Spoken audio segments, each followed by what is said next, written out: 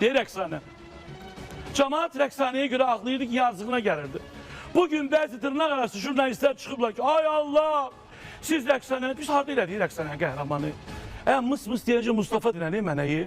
Mustafa demənə gəlib, sənin əlaltı olduğun aparıcının verişdə çıxmayıb deyə sizi belə yandırıb, gələk sizə çıxaydı. Rəqsanə üçün də cəmaət gəldi ora. Və əmin olun ki, Rəqsanə devlətin yanında istəyir dələduzluqda imtihan olunsun, istəyir nədəsə qanun şahdı, siz kimsiz? Mən kiməm? Siz bəzi jurnalistləri, 100 manatlıq jurnalistləri qınayım onda. 100 manata yazırsınız xəbəri, maksimum bir də ətirə.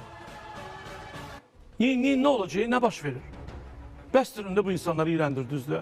İçi mən qarışıq, heç biriniz ağ qaşıq deyirsiniz, heç biriniz.